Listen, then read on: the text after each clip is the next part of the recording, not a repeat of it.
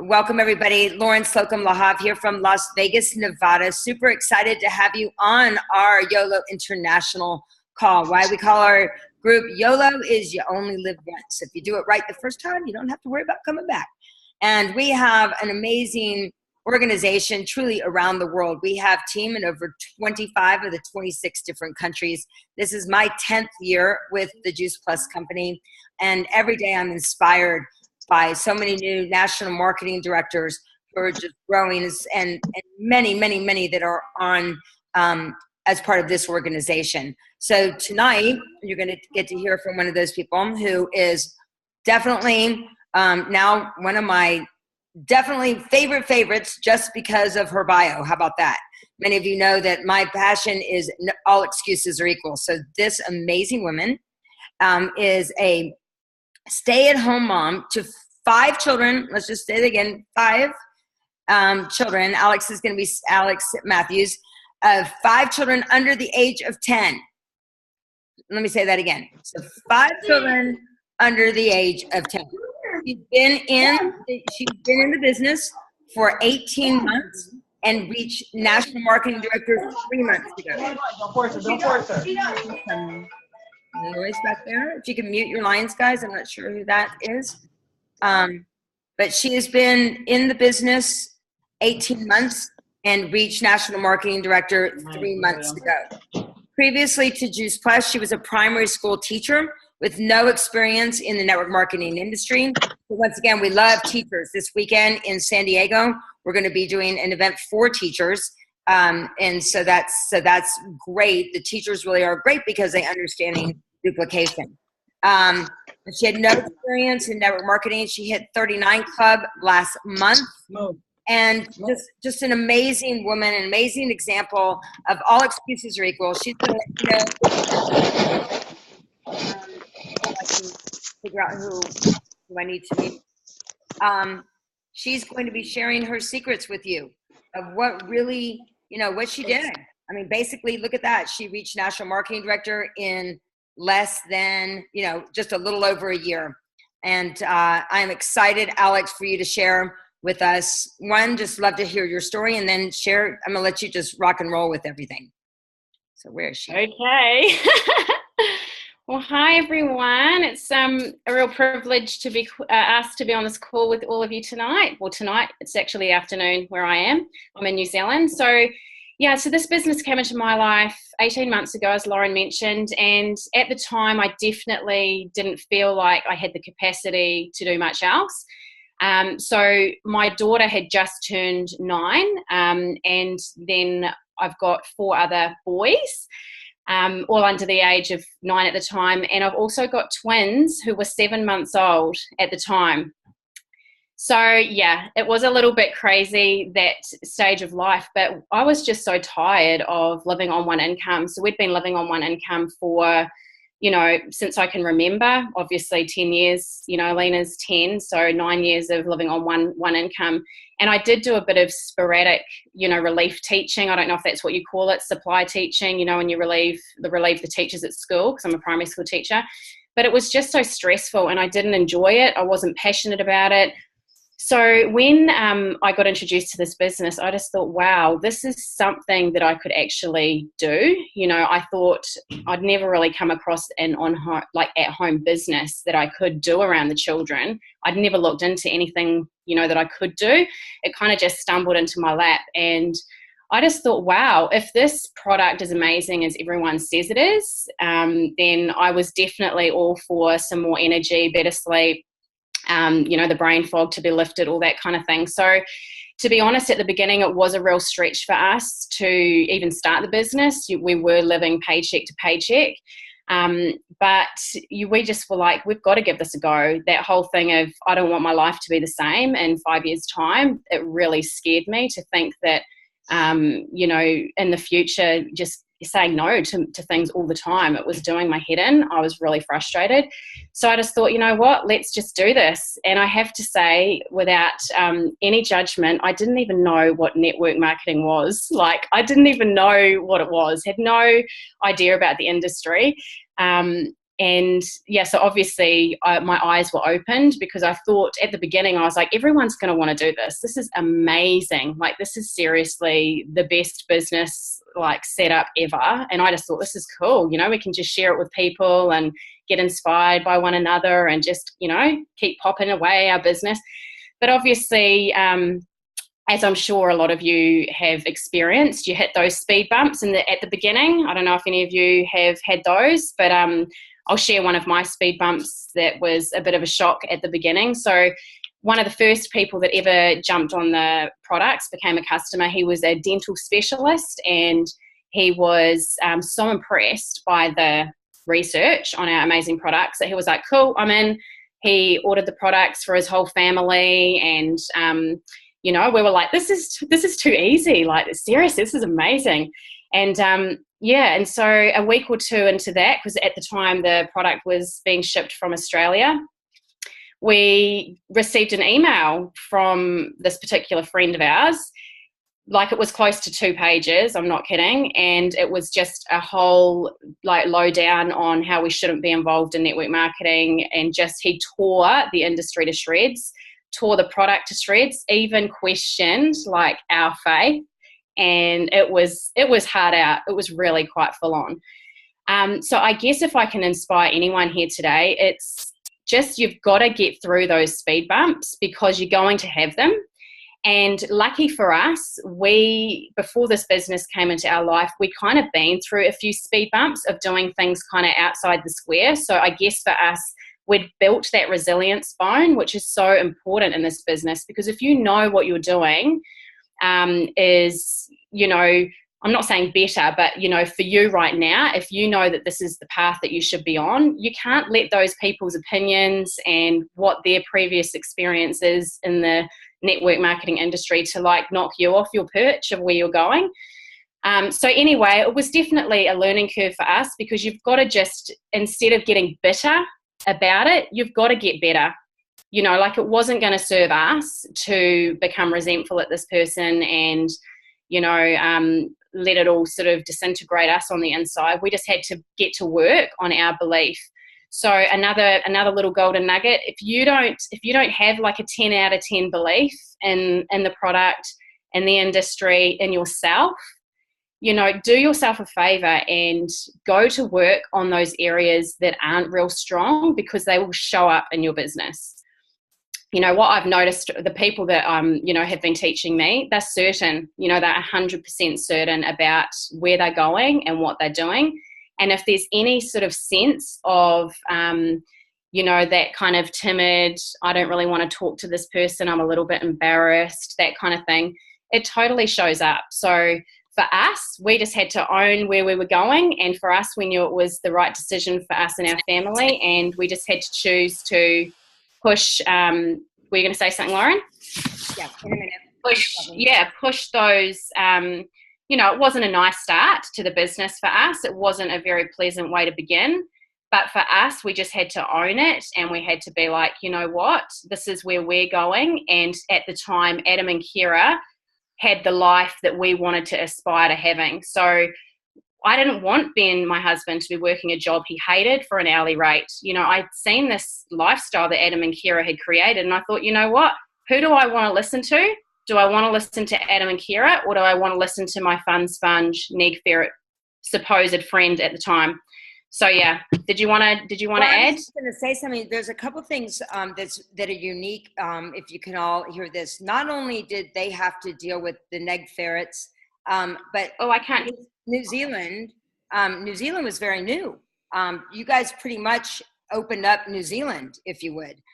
So they had, you know, if you talk about against all odds, they were really against all odds, because it was very new to New Zealand. Literally, these guys have opened up New Zealand and given it a quick start by even having product now go into New Zealand. So let me ask you a question. So what did you do? So it sounds like what you did was you got sick and tired of being sick and tired. If I were to look at like what caused you to say yes and really just to go for it 100%, because there's people that are on the line right now who are, you know, they're doing nice, right? There are those people that are on the call now that they're doing this maybe just to, you know, get their commission back. There are people that are on the call right now that are making an extra $200 to $1,000 to, $4,000 that are on the call right now. But what got you to say, that's it, I'm done. I'm going to do this and not listen to those neg ferrets, and even though it hurt, with regards to a friend, I'd be curious to wonder what's going on with them now. The guy that they're still in our life. That's the bizarre thing, because the kids play sport together, and my daughter and her daughter are like best friends. It's bizarre, but yeah. So what would you say? What was it for you that said, blinders on, or as I always have my goggles, right here. What is it for you? You said, that's it. I'm laser focused. I'm going to make this happen. And that you didn't say, I'm going to wait 5 years. You saw what Adam and Kira had, and how, that Kira was at the beginning not really on board, right? And you also have Brian and those guys as great examples as well, right? So what was it that said, that's it, all distractions are equal? I could say that my kids are a distraction. I could say that this is a distraction. What was it that you said, that's it, I'm making this happen? Yeah, it was just definitely that trapped feeling of where we were at financially. So I would, I so see that as a blessing, because I've seen it in my own business. People that are comfortable don't tend to get out of their comfort zone. The people that seem to thrive in this business are the people that have come out of struggle street, and they need to make this happen. And that was definitely me. I honestly used to pull up at the supermarket, and stress out on the inside. It was horrible. Because I love to get, good quality ingredients. I want to go for the products that are 3 times the price, because I've got all less of the nasties in them. And it was horrible. It was just this trapped feeling, and I just couldn't see how we were going to get out of this feeling. So there were years of tears, years of feeling, just that, just suffocated with our situation. And so when this opportunity came into our life, it was I don't have to compromise my values, because I homeschool my kids as well. Okay. So at the time, I've got 7-month-old twins. I've got 3 other kids that I'm homeschooling. It's what else could I do that could really make a difference for us without putting this massive stress on our family? And I guess, money's not important enough to me to kind of just chop down all the values of how we're living. I would prefer to go without for myself, because we want to homeschool. That was just the decision we wanted to make. But yeah, so I guess for us, it was definitely, this was an alignment with our values. It was something that I could actually do around the children. And yeah, I can talk a little bit around, because I guess people are fascinated that that's usually the first thing they say to me. They're like, so when do you actually do this? That'd be a great thing. And also be interesting to know how you found out about the business, how you found about Juice Plus. I'd love to hear how you found out about it. And then what is your DMO for yourself? Yeah, sure. So I found out through an ad on Facebook, and then I connected with my friends. So Fiona and Brian are actually we used to go to the same church. So straight away I knew that I could trust these guys. They were definitely people that, I trusted their testimonies around how the products had helped them. And so for us, that was a big thing, because obviously you're always sort of a little bit hesitant, but for us, we were like, you know what?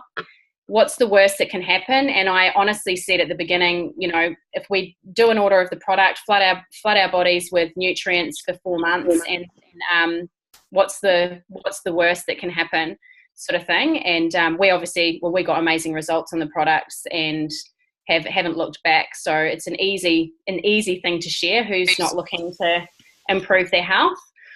So as in regards to my DMO, So let me go back to that real quick. So real quick, okay.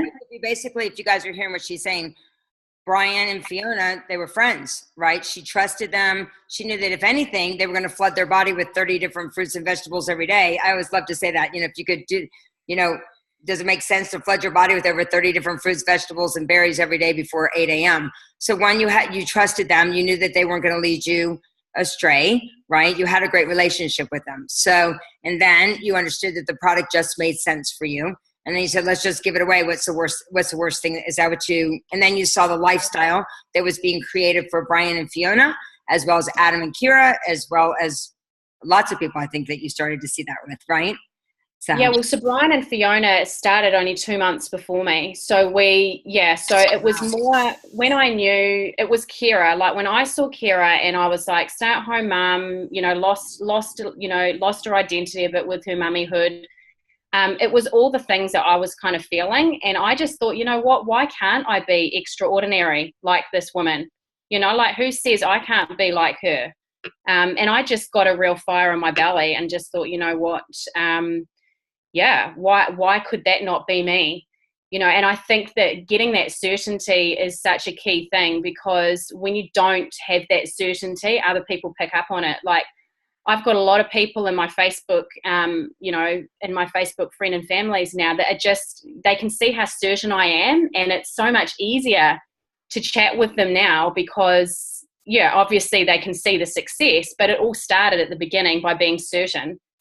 The other thing that you guys I just got to brag about you for a second, because Alex is not only a national marketing director, not only she's at 39 Club, she is the first 39 Club ever in New Zealand.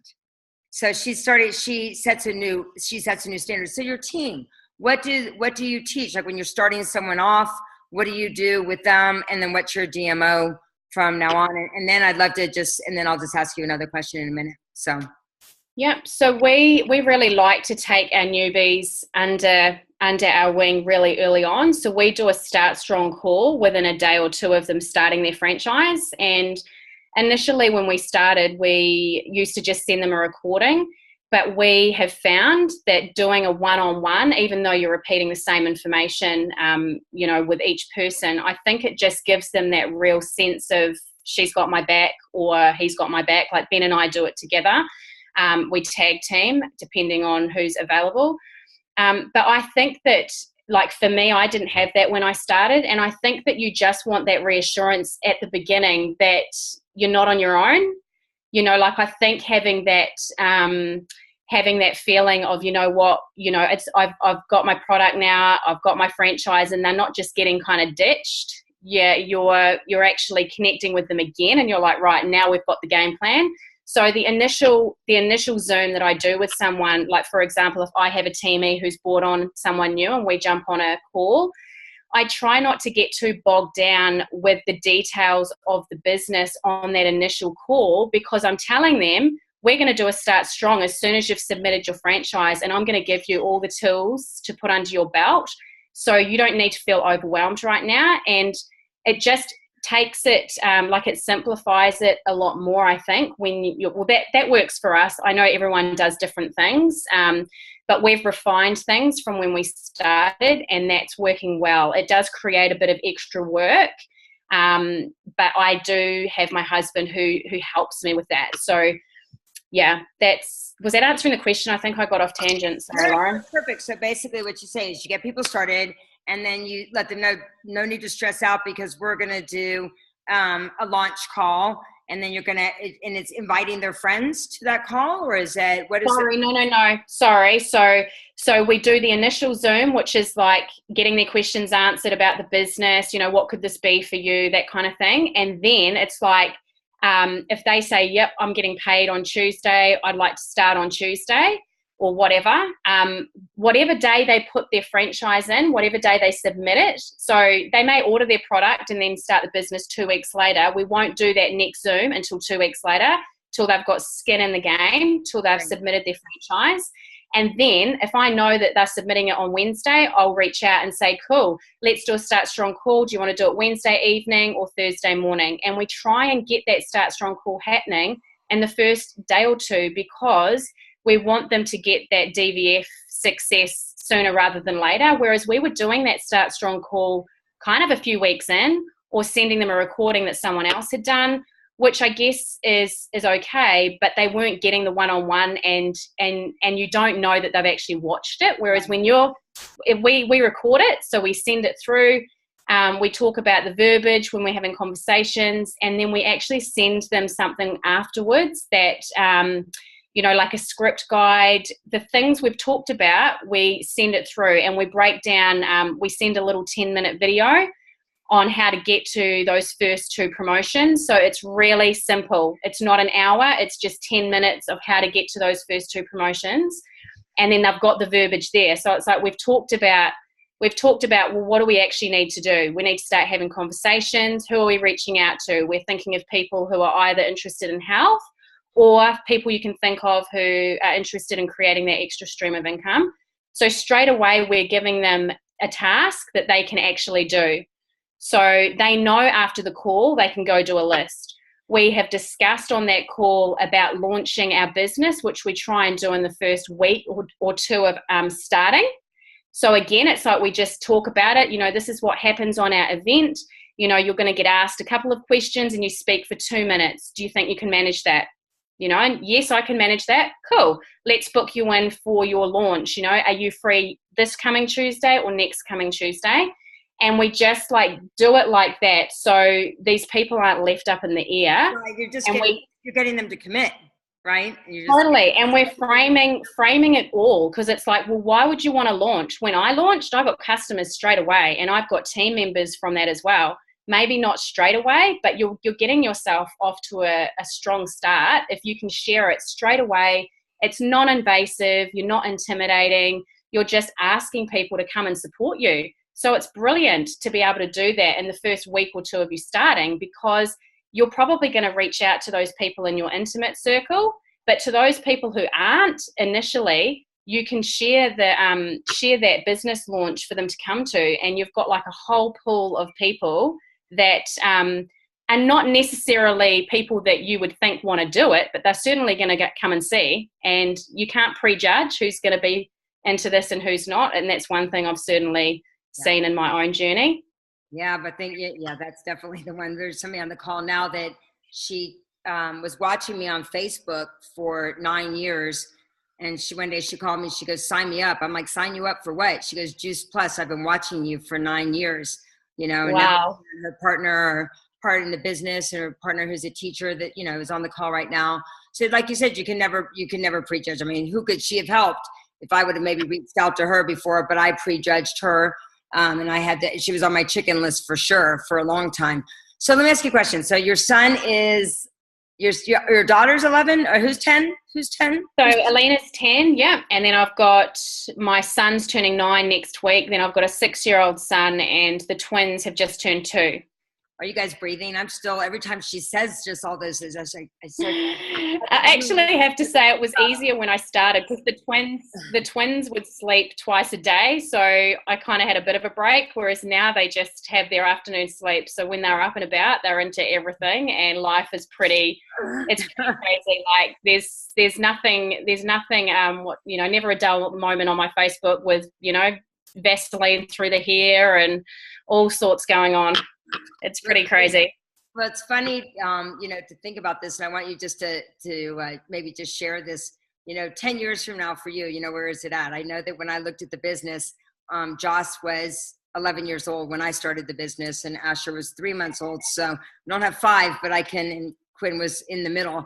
But, 10 years, I was thinking about how amazing would it be, if he was able to bring, have this as a business for him and be able to do this. And now I look, he's, almost 22 years old. He met his wonderful girlfriend through this business. He has an international business as well.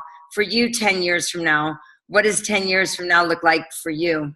What's happened 10 years from now with your business, with your family? What are you able to say yes to? What's your team? Where's your team? What does it look like? And, for you 10 years from now? Yeah, I just see a lot more yeses, clearly, rather than no's. We always had a dream, Ben and I, because my husband's from Australia and I'm from New Zealand. We always had a dream to be able to live between the 2 countries. And it's funny people used to scoff at that dream, and be like, well, how could that ever happen? But, I always had that dream, that desire in my heart that, that something's going to happen. We'll find a way. And I guess for us now, that is the ultimate dream, for us to be able to live between the 2 countries. And have an amazing house on the Gold Coast that we can, you know, bless other people with when we're not there, and vice versa in New Zealand, because they're both really beautiful places to be. Yeah, and I'm just excited to be able to pass this on to other mums who are feeling, especially mums. I mean, obviously the guys are welcome too, but mums especially, I just think, you know, we sacrifice a lot of mums do anyway, sacrifice so much just in order to pay bills, you know. They don't want to necessarily go back to work, but they kind of are forced into a corner, and they put these, you know, tiny little people into daycare and that. I don't know what it's like in America, but that's certainly the culture over here.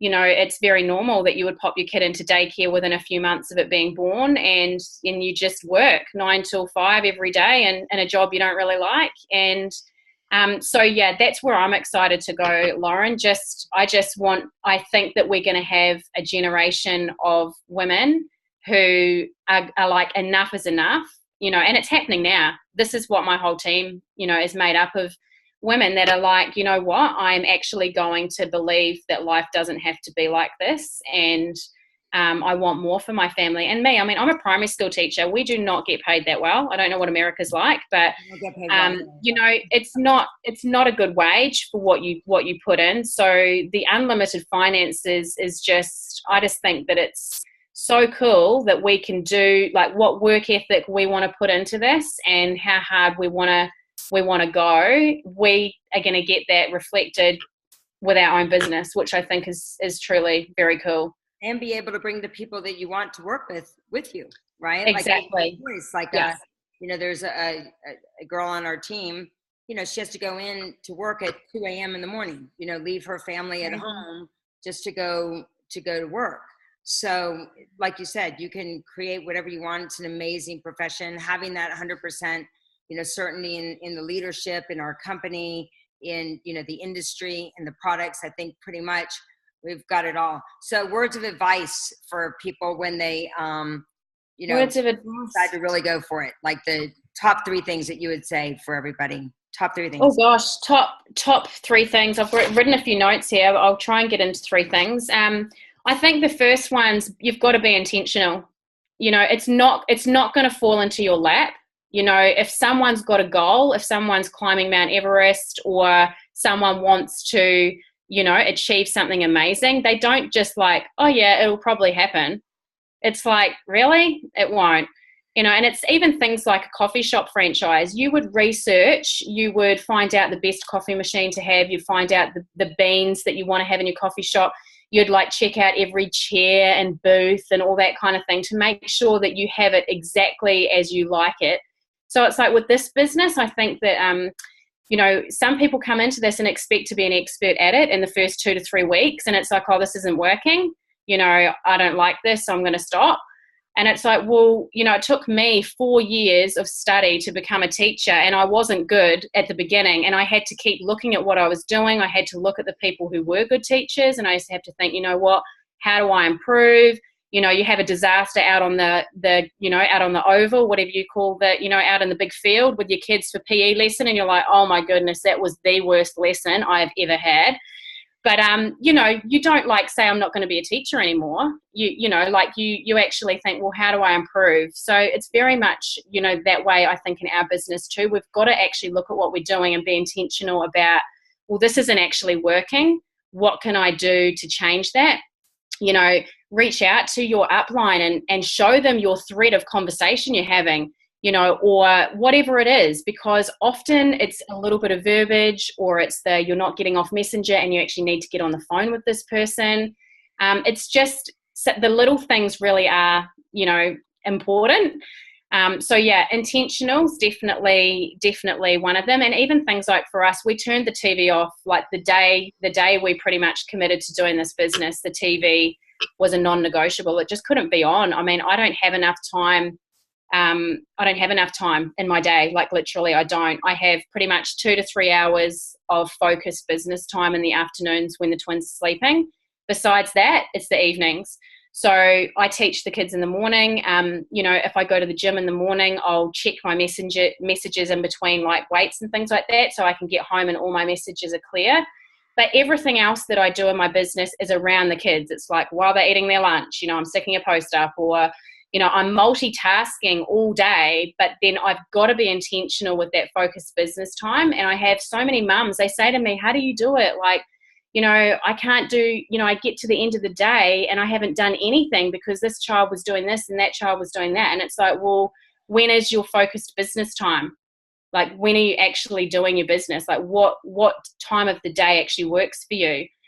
And if there's no plan, then you're probably not going to get the success you want, because it's like, yeah, like you would climb Mount Everest without having a plan. You know, you need to have a plan. So yeah, definitely being intentional. I mean, the resilience thing, as I mentioned at the beginning, you've just got to build a backbone in this business. You've got to build that belief around why you're doing this. And I've always been very strong on, if someone's going to give me marriage advice or advice on my children or advice on something, it's like, well, I would want to look to that person and be inspired by them. You know, and if they're not someone that I want to kind of accept the advice from, it's like, oh, well, you know, like I'm going to look to the people that have a great marriage or who have awesome kids, or have, you know, whatever it is I want to aspire to have. I look to those people. So for me at the beginning, Kira and Adam were definitely more inspiring to me than this other, you know, the other couple that were having a go at us. So yeah, resilience.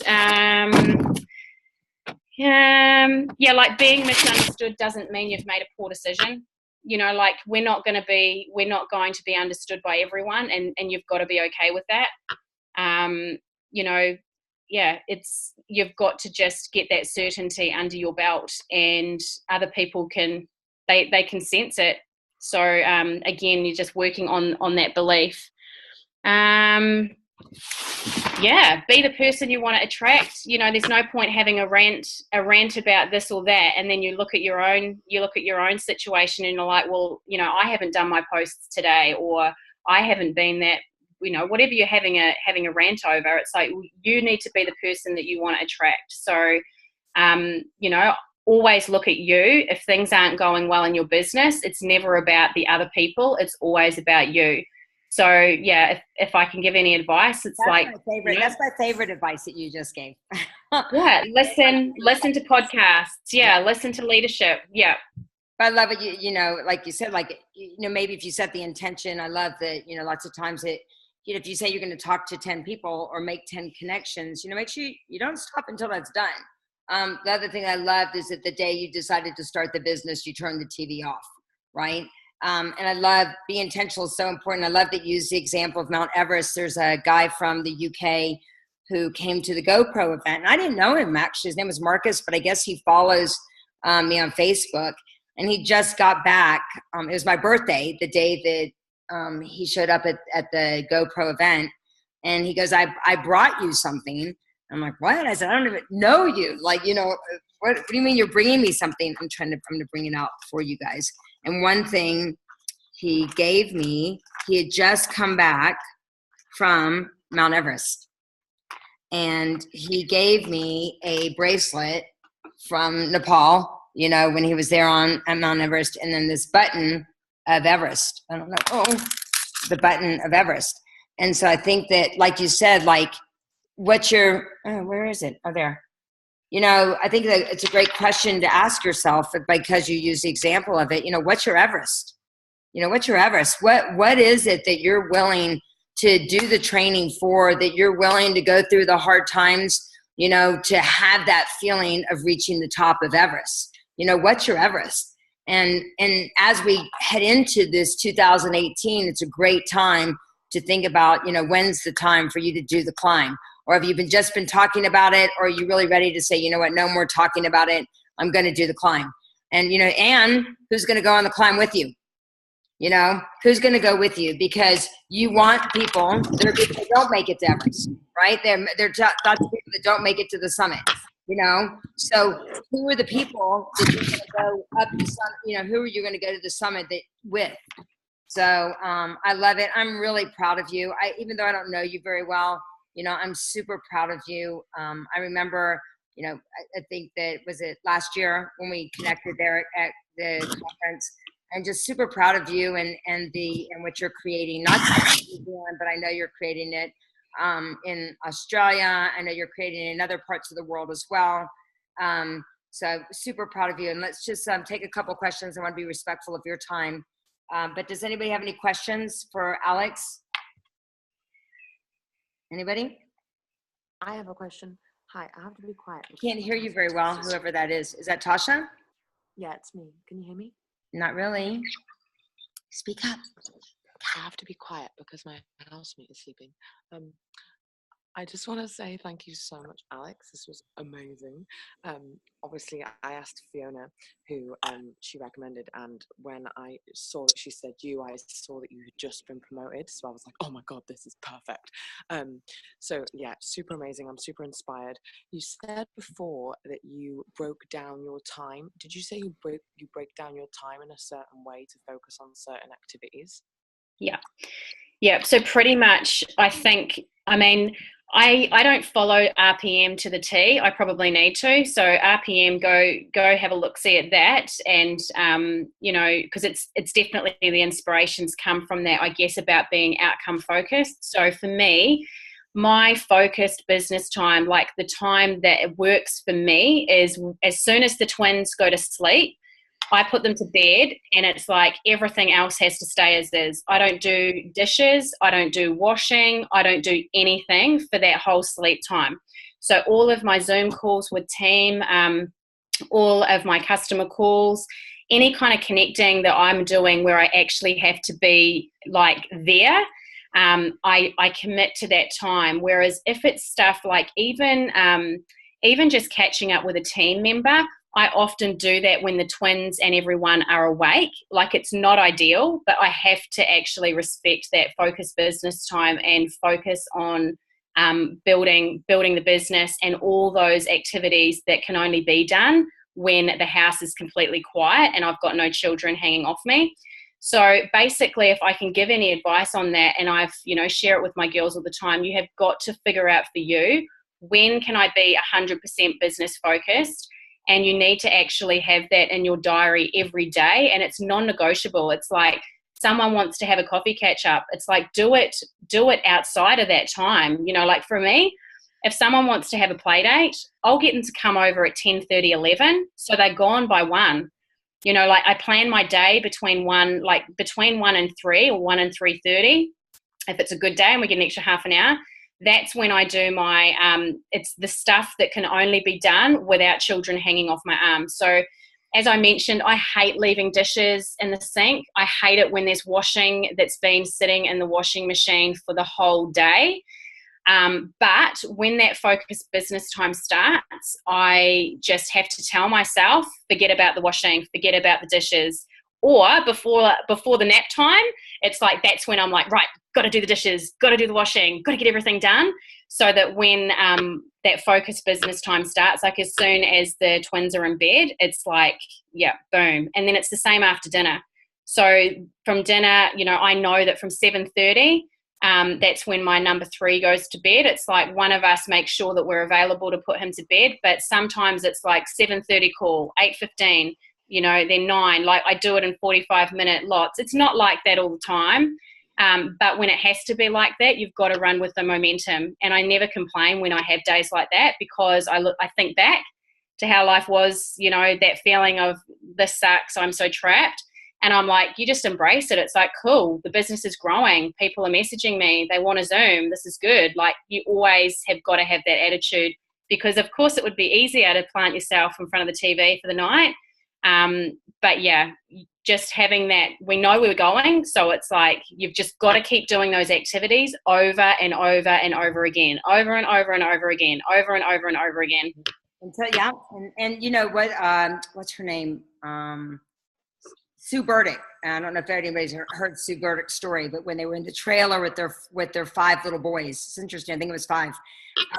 They were in their trailer. They lived in a trailer, and he worked on construction, and they had just started the business. And one day, she noticed that the bed needed to be made, and she looked at the bed, and she goes, either I can go make that bed, or I can close the door right now and I can go make a fortune. you know, so it's so easy to have those distractions, you know, take you off. I know that for me, when my business really shifted, like really shifted, made a huge shift. It was actually even before Australia and everything got going, it was 4 years ago. And I saw how much time I was spending on laundry, how much time I was spending on, you know, cleaning the house. I like a clean house. My husband likes to clean house. And then I turned to my house cleaner and I go, look, who do you know that I can hire for 4 hours once a week to just do the laundry and just sweep through the house, and I'll just close Asher's door because it's always a mess. But, and then I had this woman start coming to clean my house. And then one day I found out she had a little girl. It was Asher's age. She came over to the house, and it turned out the little girl was a cancer survivor, and that all the money that the lady, her name's Glenda, that was making by cleaning my house went to pay for the medical bills of her daughter. And then my why got stronger. I'm like, you know what? By this time next year, I'm going to have Glenda 4 times a week.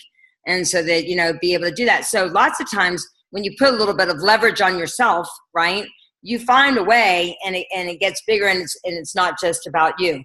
So what she shared about when she was talking about net time, she was talking about no extra time. You know, what can you do that takes no extra time? You can drive your car and you can listen to podcasts, right? You can listen to the Jim Rohn Building Your Network Marketing DVD. You can listen to the GoPro. What else could you do? You could schedule calls while you're in your car. You can, instead of sitting at home, you can go to the coffee shop and meet somebody for a meeting, right? Be out there. So she's talking to, and then those stolen moments, just when you've got the time, make sure you don't focus. What she's saying is not focus on the things that are distractions that are easy to do, to go do the dishes, but that's not going to make her a fortune, you know? And when she's able to make a fortune, she's able to say yes to more things to help more people. So thank you so much. You've been amazing. Can't wait to get back to New Zealand. It's one of my favorite places in the world. And so anyway, thank you so much. So You're welcome. appreciate it. Thank you. Thank you. No worries. I hope you guys got something out of it. Oh, we're bowing to you. Thank you so much. Awesome. No worries. No worries. Awesome. I had one other thing that I just finish off with one thing. Yes. I think it's one of the most important things is we just need to look after ourselves. You know, like you've got to actually find, you know, those things that are important to you and make you kind of, I don't know if you've heard of that tank analogy, but, you know, whatever fills your tank and helps you to feel alive, you've got to do those things. So if you get yourself so busy, you know, being a mum and doing the business and everything to a point where you're not doing those things anymore, then, you know, if you're not being awesome, like if you're not feeling awesome, your business isn't going to reflect that as well. So yeah, if I can leave you with that, like look after you, like figure out what it is that you love doing and what makes you feel alive, and make it a priority, because if you don't, you're not being the best version of you. So no one else is going to get the best of you, and then you're not going to get the best out of others. Awesome. Yep. Can't give what you don't have, right? Okay. So thank you very much. Go. You're welcome. And Thank you. I love that. So much. Thank you.